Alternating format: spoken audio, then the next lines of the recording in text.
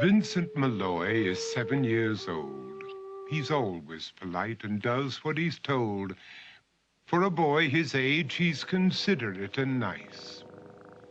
But he wants to be just like Vincent Price.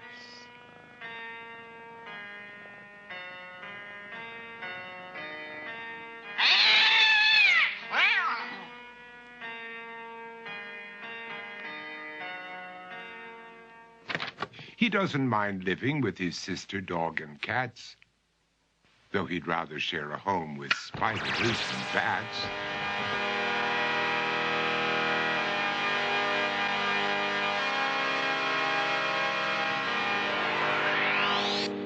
There he could reflect on the horrors he's invented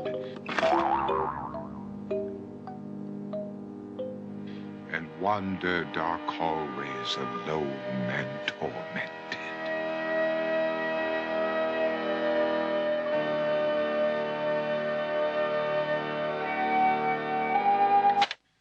Vincent is nice when his aunt comes to see him, but imagines dipping her in wax for his wax museum.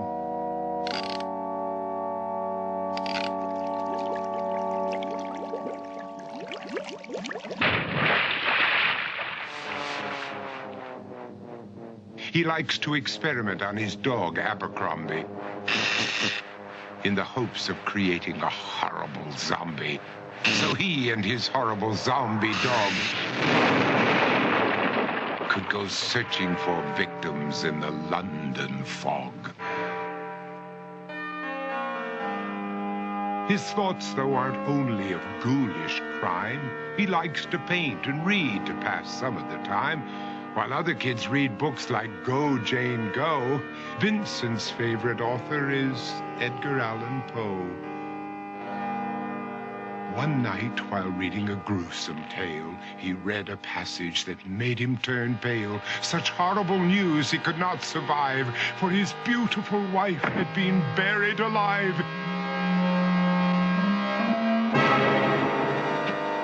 He dug out her grave to make sure she was dead, unaware that her grave was his mother's flower bed. His mother sent Vincent off to his room. He knew he'd been banished to the Tower of Doom, where he was sentenced to spend the rest of his life alone with the portrait of his beautiful wife. While alone and insane, encased in his tomb, Vincent's mother burst suddenly into the room. She said, "If you want to, you can go out and play. It's sunny outside and a beautiful day."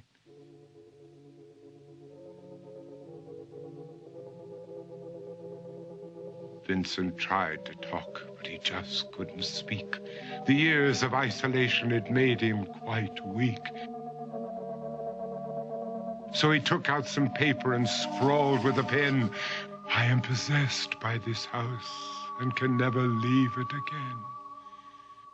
His mother said, "You're not possessed and you're not almost dead. These games that you play are all in your head. You're not Vincent Price, you're Vincent Malloy. You're not tormented or insane, you're just a young boy. You're 7 years old and you are my son. I want you to get outside and have some real fun." Her anger now spent, she walked out through the hall. And while Vincent backed slowly against the wall, the room started to sway, to shiver and creak. His horrid insanity had reached its peak.